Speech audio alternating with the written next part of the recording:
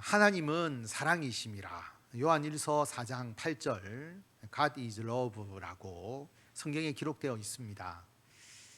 하나님은 사랑이 풍성한 하나님이실 뿐만 아니라 하나님은 사랑 그 자체이십니다.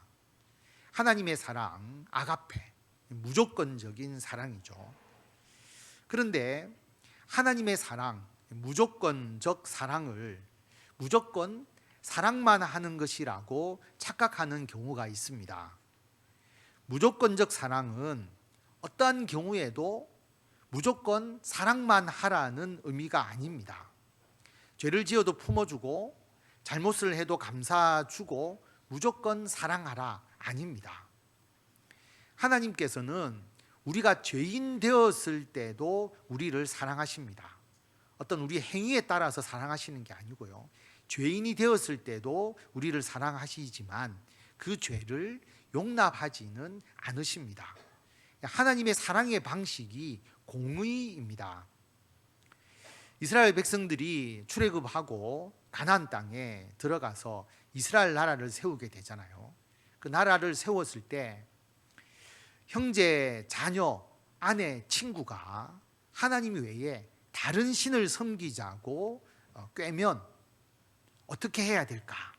하나님의 율법을 신명기에서 미리 주셨는데 거기 보면 너는 그를 따르지 말며 듣지 말며 긍휼히 여기지 말고 애석히 여기지도 말고 덮어서 숨기지도 말고 너는 용서 없이 그를 죽이라.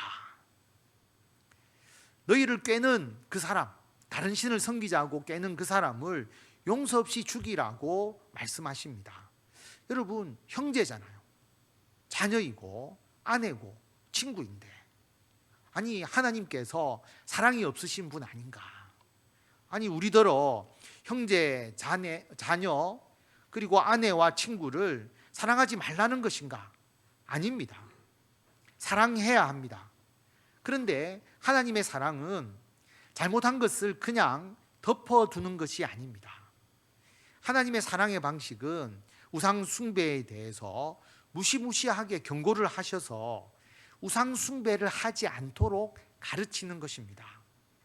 우상 숭배를 하면 사형이고 영원한 멸망이다. 그래서 우상 숭배를 하지 않도록 엄하게 경책하는 것, 그게 하나님의 사랑입니다. 그래서 이어서 말씀해 보면 그리하면 온 이스라엘이 듣고 두려워하여 이 같은 악을 다시는 너희 중에서 행하지 못하리라. 그럼 돌에 맞아서 사형을 당하는 일인데 이방신을 섬기자고 하겠습니까? 이스라엘 백성들을 올바로 인도하기 위한 하나님의 계명입니다. 하나님의 사랑은 우리가 하나님의 계명을 지키도록 하는 것입니다.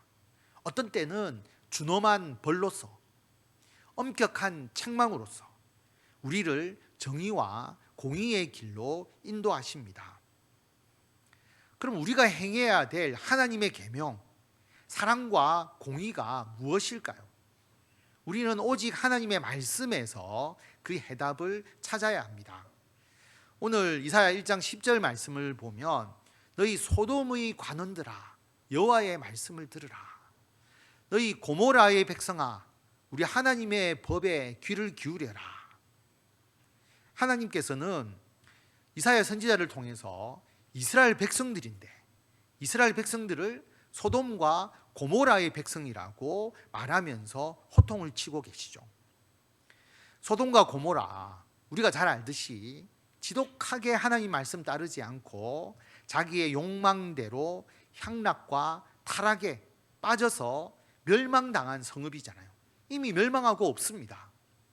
그런데 이스라엘 백성들을 소돔의 관원, 고모라의 백성으로 부르신 것은 이스라엘 백성들이 멸망을 당한 소돔과 고모라 백성처럼 악한 자들이다, 너희들이 그토록 악한 자들이다, 그런 의미입니다. 하나님께서 이스라엘 백성들에게 하나님의 법, 하나님의 계명을 듣고 준행하라고 명령하십니다. 도대체 이스라엘 백성들이 무슨 하나님의 법을 제대로 지키지 못하고 있었을까요?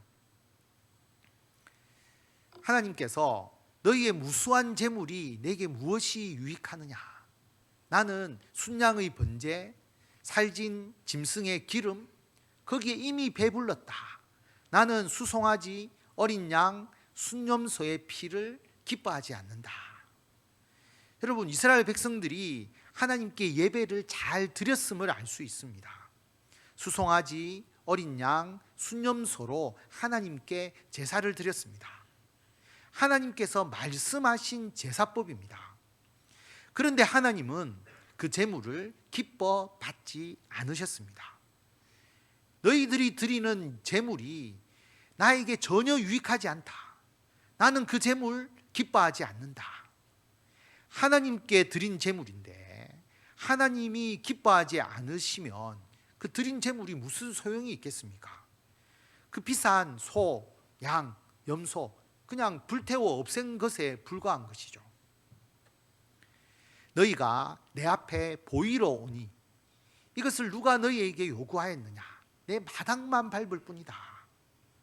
하나님은 이스라엘 백성들이 하나님을 예배하러 오는 것을 보이러 오는 것이라고 책망하셨습니다. 하나님, 내 왔습니다. 하나님, 내 예배 참석했습니다. 우리 남자들은 민방위 교육, 그리고 직장과 사업을 하시는 분들은 반드시 들어야 되는 의무 교육이 있습니다. 직접 교육장에 가서 강의를 듣기도 하고 또 영상으로 요즘은 듣기도 하는데 그 강의 제대로 안 듣습니다.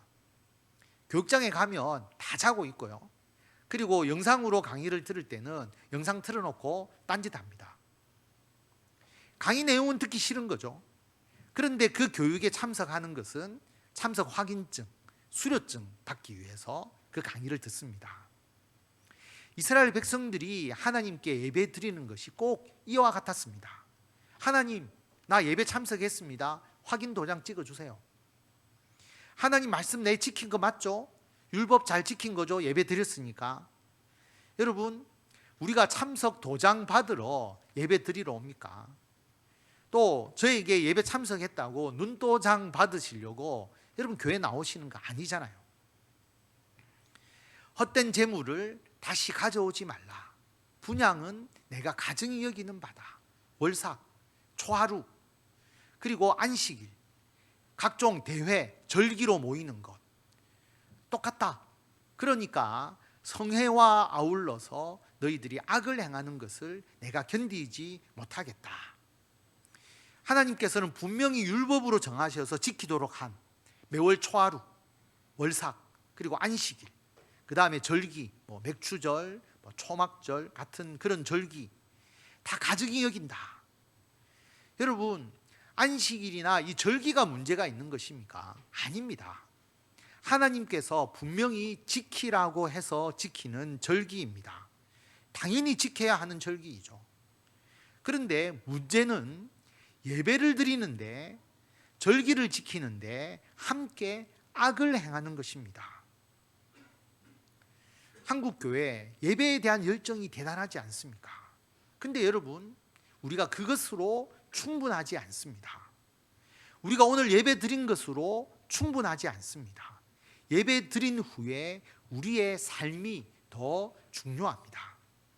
하나님은 예배를 먼저 보시는 게 아니고요, 우리의 삶을 먼저 보십니다.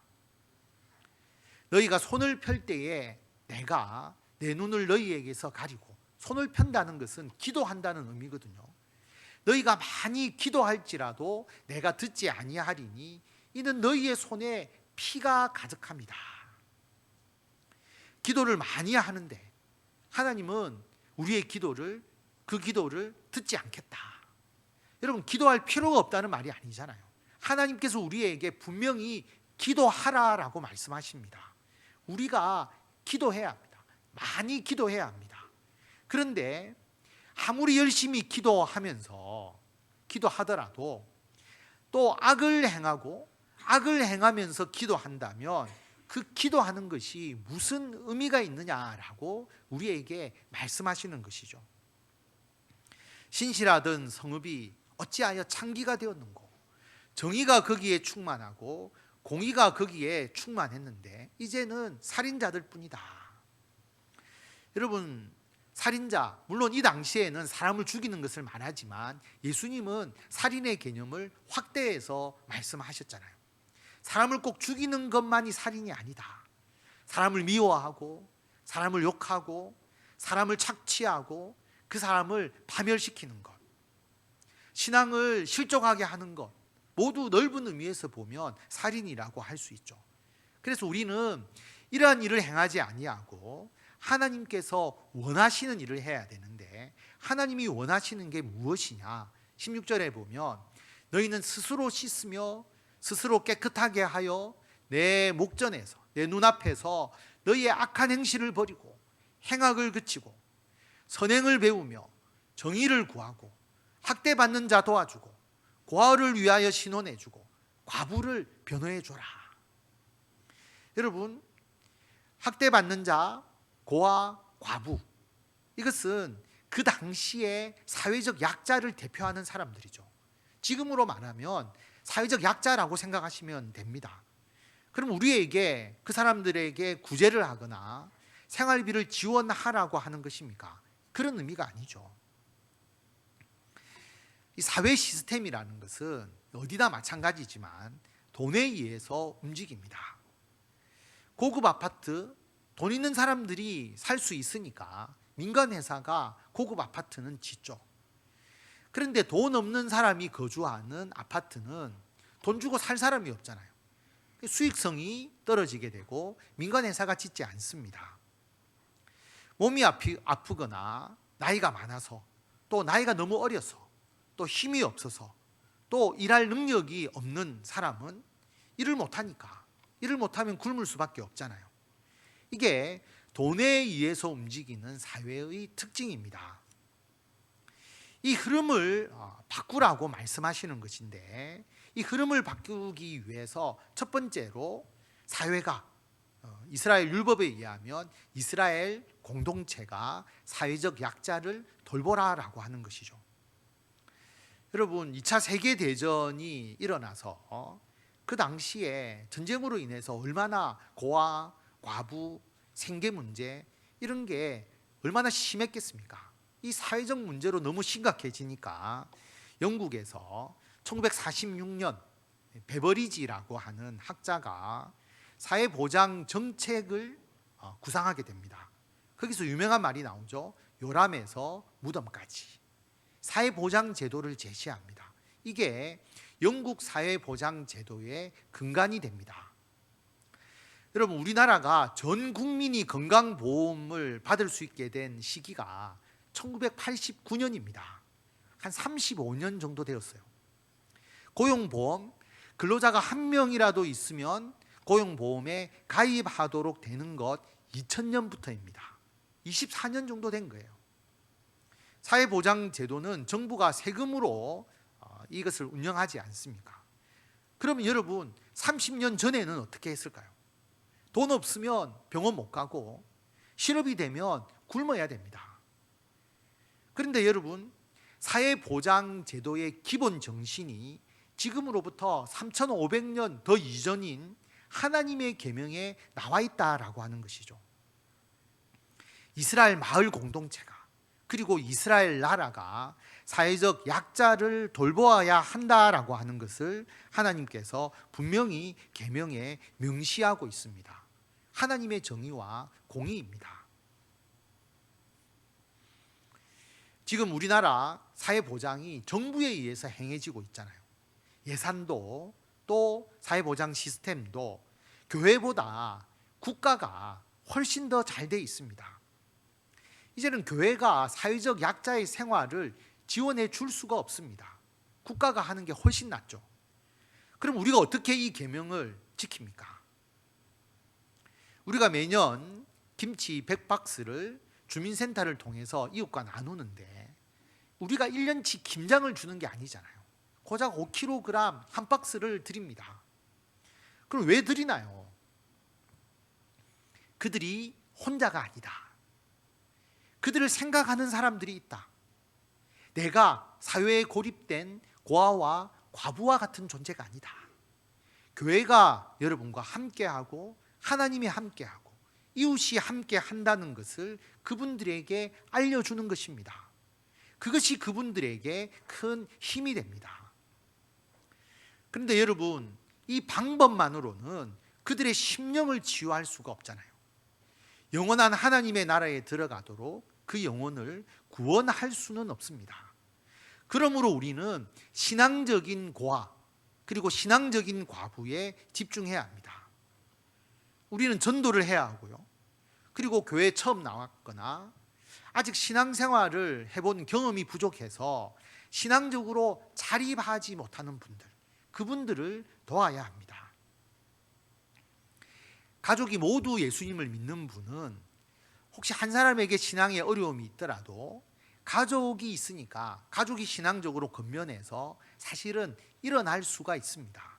그런데 혼자 교회 나오시는 분들, 처음 예수님을 믿는 분들, 잠깐 믿음이 흔들리면 교회 나오기가 쉽지 않습니다. 저와 여러분이 그분들을 돕지 않으면 그분들이 신앙적으로 성장하기가 힘듭니다. 이분들이 신앙이 자립할 수 있도록, 나아가 이분들이 신앙의 용사가 되도록 양육하는 일에 저와 여러분이 힘을 다해야 합니다. 여러분의 관심과 기도가 필요합니다. 여러분의 말 한마디가 신앙을 시작하는 사람들에게 어떤 영향을 줄 것인가?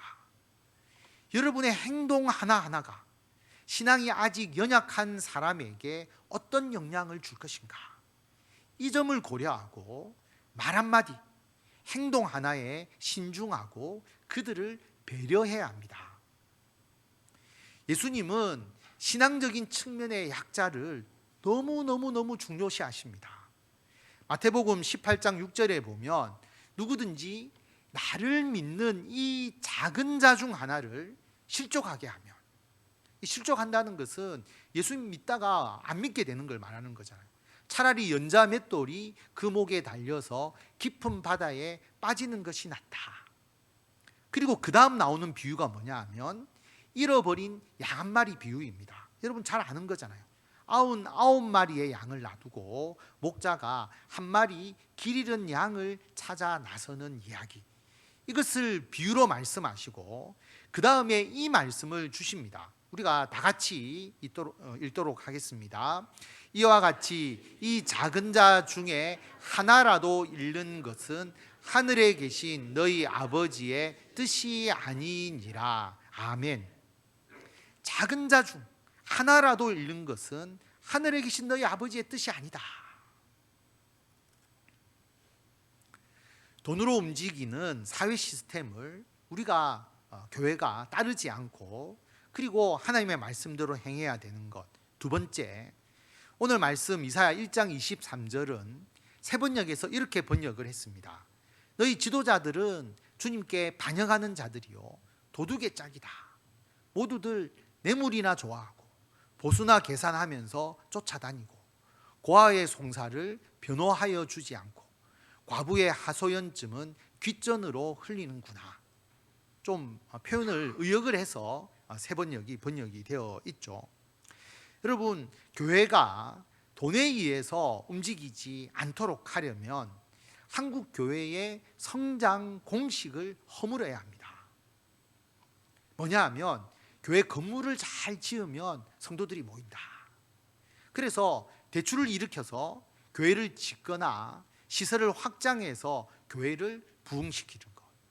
그럼 만약에 그렇다면 그럼 교회가 무엇으로 성장을 한 것입니까? 은행의 힘, 자본의 힘, 돈의 힘, 부동산의 힘이죠. 교회는 오직 성도들의 헌금, 감사가 넘쳐나서 하나님께 자발적으로 드리는 헌금, 그 헌금으로 교회는 운영되어야 합니다. 물론 필요에 따라서 잠시 대출을 할 수는 있겠죠. 그런데 기본은 성도들의 헌금 범위 내에서 운영되어야 하는 것이죠. 여러분은 우리 교회를 선택하실 때에, 그리고 우리 교회 오시기 전에 다른 교회를 다니실 때에 어떤 기준으로 교회를 선택하셔서 신앙생활을 하셨습니까? 성전을 크게 잘 지으면 부흥한다는 것은 많은 성도들이 좋은 시설, 편의시설, 이것을 중요시한다는 의미죠. 규모의 대형화 그리고 편의성을 중시하는 것이 자본주의의 속성입니다. 여러분 그렇지 않습니까? 복합 쇼핑몰 더 크게, 더 편하게, 더 재미있게, 그래야 살아남거든요. 찬양과 예배와 설교와 기도 때문에 대형 교회가 잘 되어 있으니까 그것 때문에 대형 교회를 간다. 저는 너무 좋습니다. 그런데 시설이 좋고 편의성 때문에 간다면 그것은 과연 올바르다고 할 수가 있을까요? 우리 교회 시설은 좋습니까? 이 교회 시설이 좋다 안 좋다는 것은 상대적인 것이거든요. 해운대에 워낙 큰 교회가 많으니까 우리 교회가 초라하게 보이죠. 그런데 어떤 작은 교회 장로님이 우리 교회에 오셔서 너무 부러워하셨어요. 목사님, 우리 교회도 이 정도 시설만 된다면 너무너무 좋겠는데요. 우리 교회 시설을 보고도 부러워하는 분들이 많습니다. 그렇다면 우리 교회도 우리가 신앙생활하기에 충분히 좋은 시설입니다. 세상은 대형화가 될수록 시장을 지배합니다. 교회도 앞으로 대형화될수록 더 성장할 것이고요. 작은 교회는 더 힘들어질 것이고 앞으로 수많은 작은 교회가 사라질 것입니다. 그렇다면 교회 시설과 규모, 자본의 힘이 교회 부흥의 원천이 되어버리는 것이 되지 않겠습니까? 성도 여러분, 만약에 이렇게 되어버린다면 하나님께서 우리의 삶을 인도하신다고 말하면서 실제로는 돈의 힘을 의지하는 것이 되어버립니다. 우리는 하나님의 역사하심에 의한 교회 부흥을 이루어야 합니다. 작은 교회의 정체성, 우리 교회의 고유의 방향성과 지향성, 그게 중요한 것이죠. 그래서 우리 교회의 방향성, 하나님의 말씀을 올바로 가르치는 교회, 사랑과 공의가 충만한 교회, 그리고 신앙과 삶의 일치, 다른 교회와 차별화된 우리 교회만의 정체성입니다. 저는 우리 교회 성도가 10명만 남아 있어도 제가 목회를 하는 한 이 방향으로 나갑니다. 여러분, 소돔과 고모라는 의인 10명이 없어서 망했거든요. 성도 숫자가 많은 것이 중요하지 않다고 생각합니다. 2021년도에 한국교회 20대, 30대 청년을 대상으로 설문조사한 내용이 있습니다. 그런데 20, 30대 우리 기독 청년들 중에서 40.4%, 40%가 성경 말씀을 지키며 살면 이 사회에서 성공할 수 없다. 놀랍지 않습니까? 40%가 성경 말씀대로 살면 이 사회에서 성공할 수 없다. 그리고 61.7%가 성경 말씀을 지키며 사는 사람은 내 주위에 별로 없다. 너무 놀랍죠? 우리 교회를 와서 봐야 되는데 안 봤으니까 61%가 나온 것 같습니다. 그렇지 않나요? 여러분, 어떻게 이렇게 잘못된 인식을 바꿀 수 있을까요? 이사야 1장 23절의 말씀의 대상이 지도자잖아요. 그래서 한국교회에 상당히 많은 문제가 목회자로부터 시작된다. 이런 조사 결과가 있는데 너무 가슴 아픈 일이지 않습니까? 여러분, 돈으로 움직이는 세상의 흐름을 거슬러가는 교회가 되기 위해서는 여러 가지 조건이 필요한데 그 중에 하나는 목회자의 사례에 목회자가 관여하지 않는 것입니다. 교회 헌금의 규모에 따라서 목회자 사례가 결정되는 방식이 되면 마치 사례를 많이 받기 위해서 목회하는 것이 되어버립니다. 그래서 목회자는 자신의 수입에 대해서 교회를 바라봐서는 안 돼요. 저는 처음 목사가 되겠다고 결심한 때부터 지금까지 저는 이 원칙을 지켜왔습니다. 제가 돈이 많아서 아닙니다.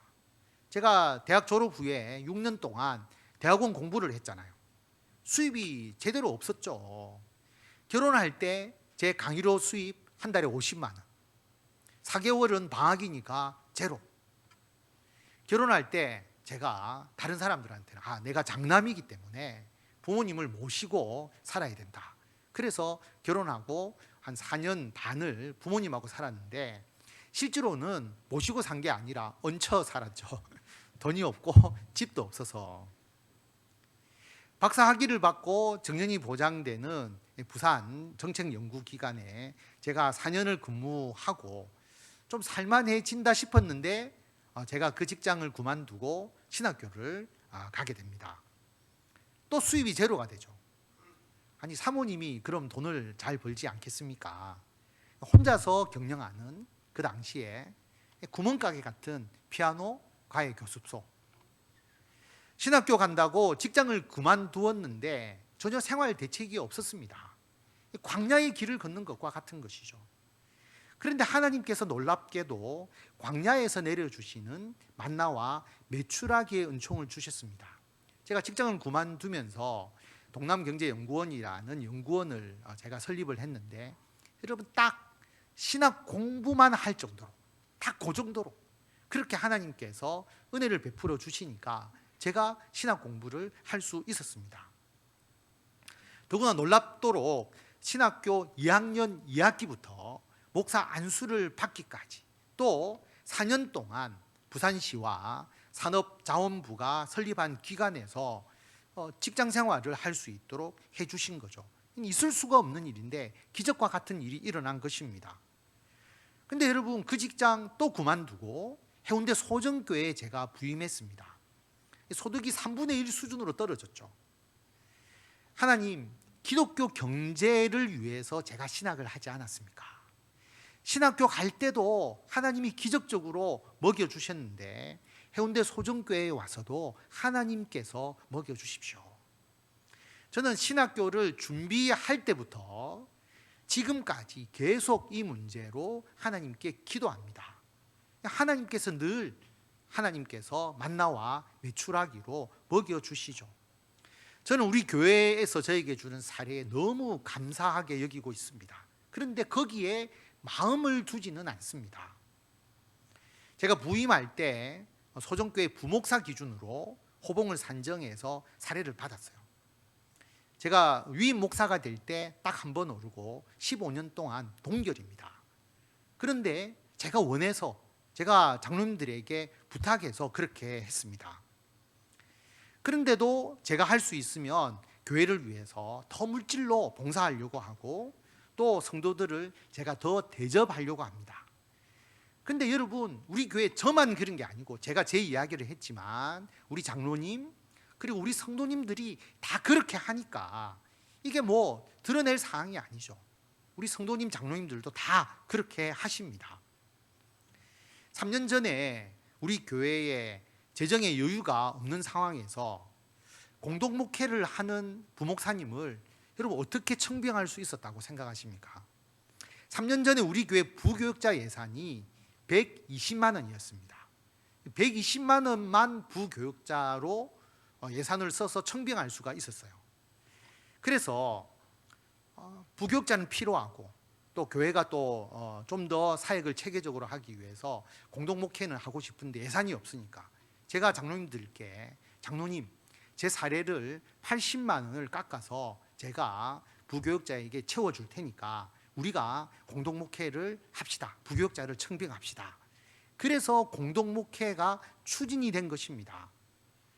부목사님이 청빙되어서 첫 사례를 줄 때 장로님들께서 목사님 그래도 아무리 생각해도 담임 목사의 사례를 깎아서 준다는 것은 이건 문제가 있습니다. 우리가 용납할 수가 없습니다. 그래서 나중에 재정이 모자라면 모자라더라도 일단 담임 목사님 사례는 그대로 하고 교회에서 부목사님 사례를 채워서 드리겠습니다. 그렇게 된 것이죠. 근데 여러분 3년 동안 우리 교회 재정 전혀 문제가 생기지 않았습니다. 제가 사례를 깎아서 부목사님 청빙하자 할 수 있었던 것이 제가 돈이 많아서가 아닙니다. 돈이 없어도 하나님을 위해서 헌신하면 헌신할수록 하나님께서 채워주신다는 것을 체험하고 있기 때문에 가능한 것입니다. 교회 재정이 아니라 하나님께서 저를 먹이시는 것이에요.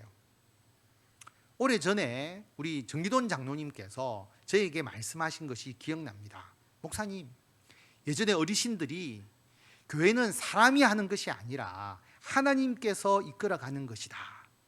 이 말씀이 그때는 잘 이해가 되지 않았는데 지금은 이해가 됩니다. 이 말씀을 오래전에 우리 정 장로님께서 하셨습니다. 근데 정 장로님이 지금도 한결같은 고백을 하실 줄을 믿습니다. 마태복음 6장 25절에 보면 예수님께서 이렇게 말씀하시잖아요. 목숨을 위하여 무엇을 먹을까? 무엇을 마실까?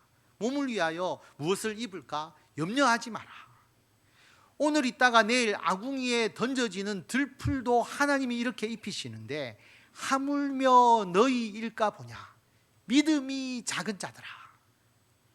그러므로 염려하여 이르기를 무엇을 먹을까? 무엇을 마실까? 무엇을 입을까? 하지 마라.